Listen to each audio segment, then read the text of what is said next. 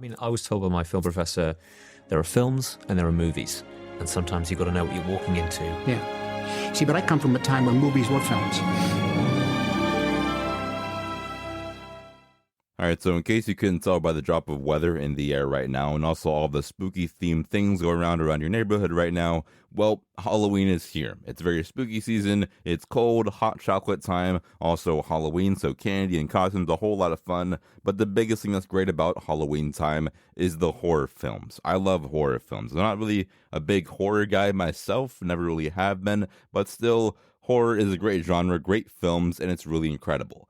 But I was at work one day and my coworker asked me, Logan, why do horror films matter? Why do horror films make so much money? And what's the hype around them? I really don't know. I love horror films, but why are horror films even a thing? Well, it took me a bit of pondering and also a hurricane delaying this episode to find the answer, and I finally did. And also, speaking of hurricanes, I live in Florida. I'm more inland, but still, there's been a lot of damage due to Hurricane Milton. There's still a lot of bad stuff left over from Hurricane Irene and also Hurricane Milton, like I said. So down below in the show notes, I'll try to have some notes down there for some hurricane relief stuff. I'll do some research to try to find some good links so you can go and support them. You're not obligated to do so, but if you want to support the hurricane causes, you can down there below. I'll find a few links on there and I'll link them down there for the next few episodes. But back to the topic at hand here, I do have a few questions to ask you, but the main big question for this episode is why horror? Why horror films? Why horror movies? Why do they matter? And I have some questions and some answers. They were actually very surprisingly easy to answer here, so go ahead and dive into them. First question is obviously, what is horror film? Let's try to just come to an agreement here and common ground on what horror is, and also, really more importantly, horror movies versus thriller movies. Two very different genres, but they get kind of mixed up here and there sometimes. And I'll first just define thriller. What is thriller? What are thriller movies? And what does it mean to be thrilled? Well, thrilled and horrified are two very different things. If I go to Universal Studios or even Disney, I'll be thrilled to go on a roller coaster, but I won't be horrified the entire time. Yeah, I'll be nervous. There will be some, anticipation for it, but yet I'm not going to be exactly horrified when I go on the Rip and Red Rocket at Universal. I'll be more thrilled. Thrilled means to be feeling or showing great excitement and pleasure or being very excited. So when I watch the movie Hereditary, yeah, I'll be thrilled, but for the most part, I'll be horrified. Then when I watch a film like Spider-Man No Way Home, I'll be very thrilled, but I'm never really going to be horrified by that movie, more so thrilled by the incredible, wild, fun ride. And then the case with horror films is very different, as we all know. Obviously, horror films are not like thrillers. Yes, they do give you thrills, but for the most part, horror films are made to frighten you, scare you, terrify you, leave you terrorized and panicked and alarmed. And it's not really the same for thriller. Thrills are very fun and exciting, and also leave you with a lot of panic at times too, but for the most part, all of those emotions from horror films with the scares and spooks are all for the most part tied to the horror genre where we feel the most horrified and petrified. So that's my first question out of the way. What is horror? Horror is being scared and terrified, and thrillers are more thrills, but yet they're both really closely tied together nowadays to where they're kind of meshed and blended into one really cool, scary genre. And now for my next question is, why do we need horror films? Why do we need to be scared? And, I have a very good example here from a film earlier this year. Never saw it myself, but it's a great example here. The film Night Swim came out earlier this year in January. And, the film I wouldn't say is exactly anything crazy. It does have pretty bad reviews over on Rotten Tomatoes. The film has a 4.7 out of 10 on IMDb. And as for Rotten Tomatoes, also not incredibly good either. I'm not thinking this film is going to be like, the next Dune Part 2, but still, sitting at a 20% critic score and a 43% audience score isn't exactly the most exciting thing ever and really doesn't exactly give me any kind of incentive to see the movie. But still, regardless of the movie being objectively not the best thing in the world, the film had an estimated budget of around $15 million, and it made $54.7 million at the box office worldwide, which is a very good profit. This movie made money, it didn't exactly lose anything. And now, did it tarnish the brand of the studio? Maybe a teeny bit, but really, no one really cares. This film kind of came and went. No one thought this film was going to be the next big thing, but still, they went out to go see it, they supported the genre, and they left out there pretty disappointed, but still kind of satisfied. And now, of course, what does Night Swim have to do with this? And the answer is that Night Swim is the reason why we need horror films. Why, Logan? Why do we need horror films? Well, it's because horror films aren't that easy to come by. They're really rare in cinema. And the reason for why we need them and why we need to be scared is because when we look at all the films that are coming out nowadays, yes, we have sci-fi, romance, drama, animation, yet all of those really have the kind of same tones of drama in them. Yes, I know if we look at Spider-Man Across the Spider-Verse, then I look at Past Lives, completely different films, but yet neither one of those films have horror in them.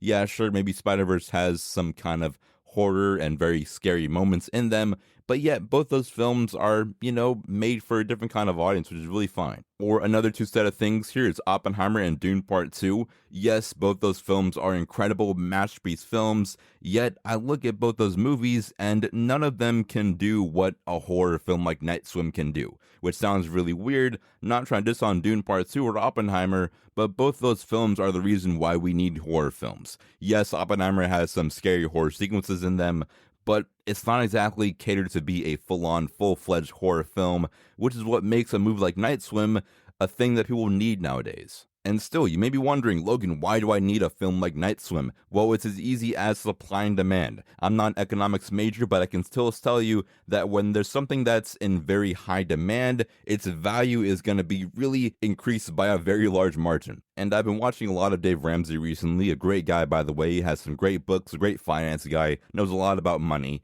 And Dave Ramsey said that back in 2020, when we were still in lockdown because of the coronavirus, we had a lot of people in their homes, staying at home, remote work, and doing quarantine stuff. And yet when quarantine lifted, there was a massive need for new homes. People want to leave their house now. People have been in their homes staring at the same four walls for the past 6 months. So yes, they need a new home, a new house. Yet during 2020 and COVID, there wasn't that many houses being built for the people who want to have new houses.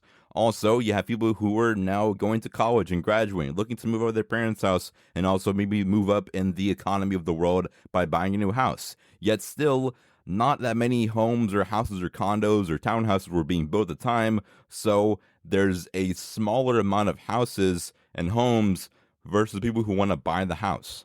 And just as an example here, let's say you live in Texas, let's say that. And there's about 50 million people who want to buy a house, which is cool, that's fine. And yet there's only about 5 million houses that are being built right now. That's a very, I'm not saying that's exactly accurate, but you get my point here. If there's a high demand for houses and yet there's not that many houses in the market right now, what's going to happen to houses? They're going to really build in value.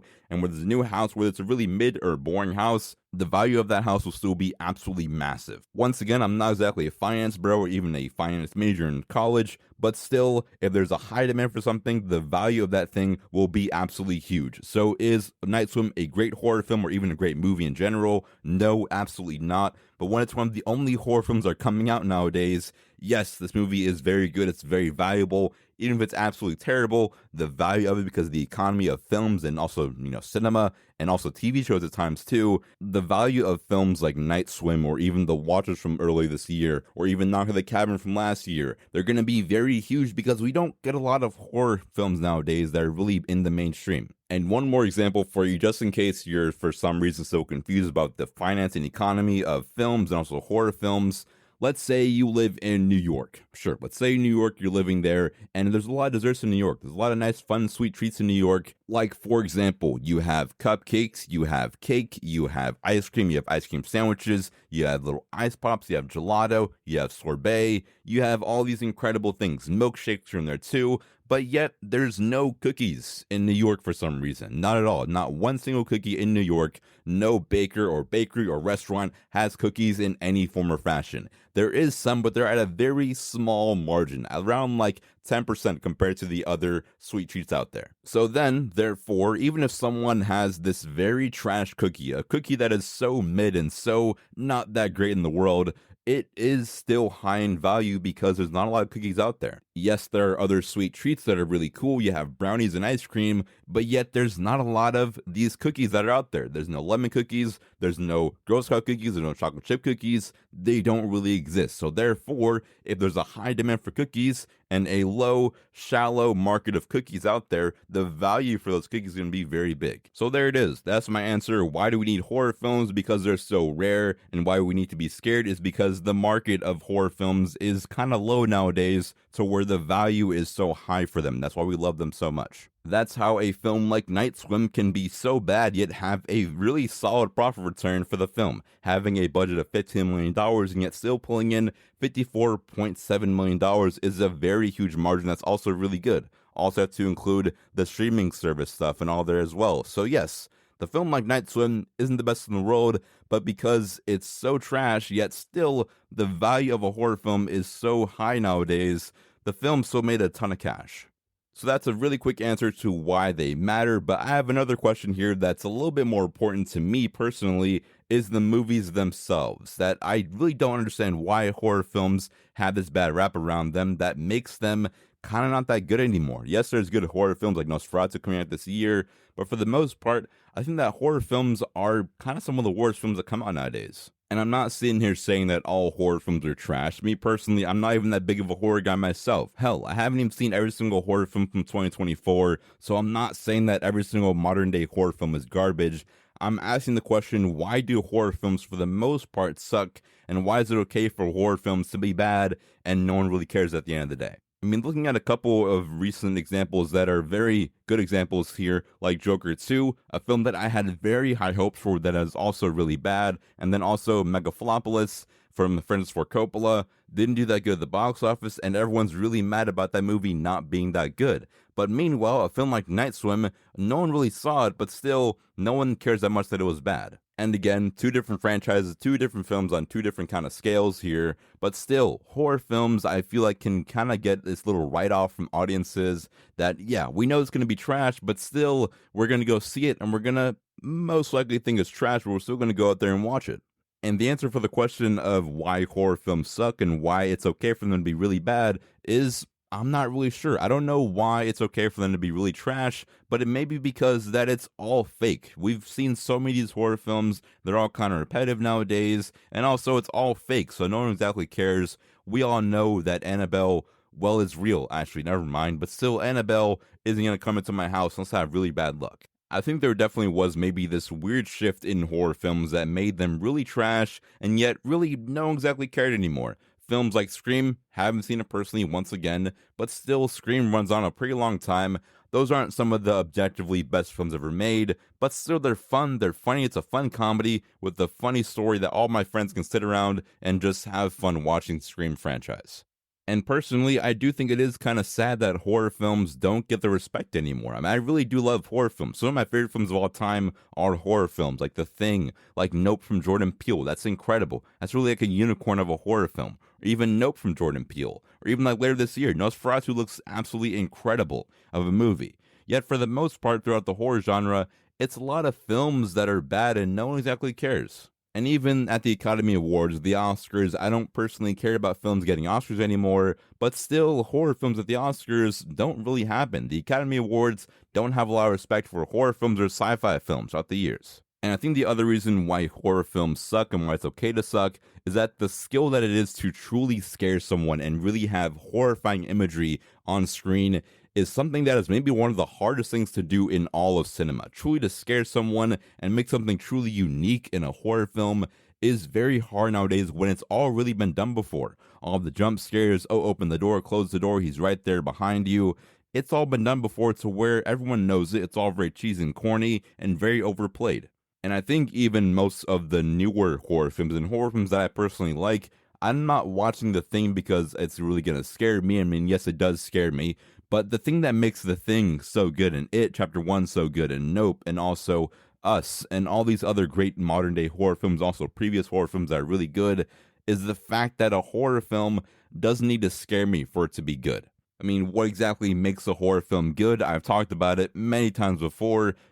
I think number one is a great drama below the horror film. Something that, like in It Chapter 1, I'm watching it right now, It Chapter 1 is so good because I think that without Pennywise, the movie is still a brilliant coming-of-age story that has a great drama and great characters around it, and also on top of that, little ice cream on top, little cherry on top there, is the fact that Pennywise in It Chapter 1 is absolutely incredible. Or even like The Thing from 1982. I love that movie so much. Personally, one of my favorite horror films of all time. Also, maybe like top 20, top 50 films ever made for me. I love The Thing, not because it scares me exactly, but because it has, one, an incredible story, an incredible setup. I mean, really a whodunit. I understand it's like Among Us, but a horror film. But still, that's so cool. Who is the monster? Who's the imposter here in the movie? And that's the entire film for almost 2 hours. It's brilliant. It's incredible. And also, the great acting from Kurt Russell is really good. And mainly, the main thing that makes this film so good is the fact that all these practical effects are shot in camera and they look so incredible. And they also build so much incredible tension and great spooks in the film. So do horror films suck? Yes, most of the time, but mainly because it's kind of hard to really scare someone, and also studios aren't going to put a lot of money out to feed this very small niche audience of people. So a film like Dune Part 2 has like, what, $200 million thrown at it, and then a film like Night Swim has like 15 mil, if even that, yet it's feeding this small niche of audience and they all love it incredibly. So yes, it is Halloween. I love horror films, even though most of them for the most part aren't the best in the world. It's still an incredible genre that's so impactful, and we need horror films to survive in cinema. And you may have the question, Logan, what are some of your personal favorite horror films out there? And I do have 10 here for you. 10 horror films that are really good and that really make me love cinema. Makes me really infused with love for this passion of film and art making. That's really one of the youngest of all time, yet horror adds this really special touch to movies. And a couple films that aren't even in this list here are Frankenstein 1 and 2. Those two films are absolutely incredible. I love Frankenstein. Also, The Bride of Frankenstein is one of the greatest sequels I think ever made in cinematic history. It's just that beautiful. But with Frankenstein, I'm not scared of Frankenstein, obviously. But two, the goal of Frankenstein, I don't even think is to scare me. Yes, it is horror film 101, but the thing that makes Frankenstein so good, in my opinion, is that Frankenstein is a very interesting movie that explores the art of creation and human life and being immortal and being a god. It's so good. I love that movie. I love Frankenstein. It's really incredible. But it couldn't make the list. I made this list before I watched those films, but films I do have inside of here are The Shining from Stanley Kubrick. The Shining, enough said. Go see it for yourself. 1980. This film is incredible. Stanley Kubrick is one of those guys who touched really every single genre, and he did incredible in all of them. 2001: A Space Odyssey, 5 out of 5. The Shining is also a masterpiece. Go see The Shining immediately. If you haven't already, what are you doing? And then maybe this generation's The Shining is Hereditary from 2018. 5 stars, perfect. The film that really, I think, put A24 on the map. This one is incredible. It's perfection. I love it. Enough said about the Hereditary film. It's so good. Go see it. Most recent here from 2022 is Nope from Jordan Peele, his latest installment, also shot by Hoyte van Hoytema, and it's, I think, one of the best IMAX presentations of the entire decade so far. Hereditary is incredible. Yes, there's been Dune Part 2 and also Oppenheimer, but still, her Nope from 2022, this one is really good. A great IMAX presentation. Find this one to rent anywhere. The spectacle is out of this world, and also is a very good film that touches a lot of generational trauma in there. Great themes here in this movie. That's really good. And now, as for the certified hood classics, films that I watched a lot growing up was Coraline from 2009 here. This movie's incredible. It scares me to this day, actually. I know I said that horror films don't scare me a lot, but Coraline traumatized me. That, along with Gremlins and also Monster House, also traumatized me a little bit. And still, I love it. It's incredible. Coraline is great. Go see it if you haven't already. Another one that's also really good is It Chapter 1 from 2017.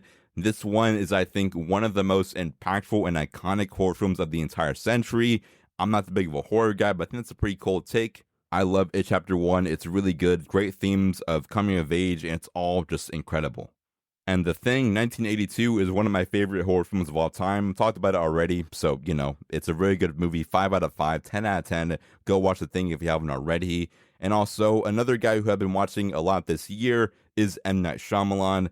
M. Night Shyamalan's Signs might be my favorite film from him. One is because it's a very cool alien horror film, which is also really fun. Yet, the movie Signs isn't exactly about the aliens. Signs isn't even, I'd say, a horror film, yet that's what makes it so good, is that it disguises itself. It's on one hand a film about aliens, and on the other hand is a film about a father trying to come to a grasp of life after losing his wife, which is incredible. I think it's absolutely brilliant, and it made me cry, so I love it. Then another one is very recent from 2023, Godzilla Minus One. I did an episode on this last year as well, but Godzilla Minus One, I haven't seen it since then, but it's still incredible. This movie is so good. One has incredible Godzilla sequences, but just like I said with other horror films in the past, if you take out Godzilla from this movie, it's still an incredible film that is so good with such great themes and emotions that can make you cry, and it might make you cry. And some more of a little bit of horror films 101 is Night of the Living Dead from 1968 here. This film's incredible. It's absolutely spectacular. Also, one of the greatest endings in cinematic history. Night of the Living Dead is absolutely awesome, and I love it. And the last film here for me to recommend you is Nosferatu from 2024. Yes, this film hasn't come out yet, but just by 2 trailers, this film looks absolutely freaking insane. This movie's gonna rip, it's gonna bang, it's gonna be the biggest from the entire year, and I can't wait for it. So I'll leave these in the show notes down below, but The Shining, Hereditary, Nope from Jordan Peele, Coraline, It Chapter 1, The Thing, Signs from M. Night Shyamalan, Godzilla Minus One, Night of the Living Dead, and also Nosferatu are all incredible. Another thing I didn't mention here was Monster House. That film's really good. I watched it every single year growing up, and it's still a certified hood classic, but couldn't make it into this list. Well, that will go ahead and cap it off for this episode here. Last year, we did do a horror episode as well, and I'll leave that down there below too. It's not as good, but there's still some horror recommendations in there. Once again, if you want to support Hurricane Milton, I'll leave some links down there below. I'll try to find some right now for you.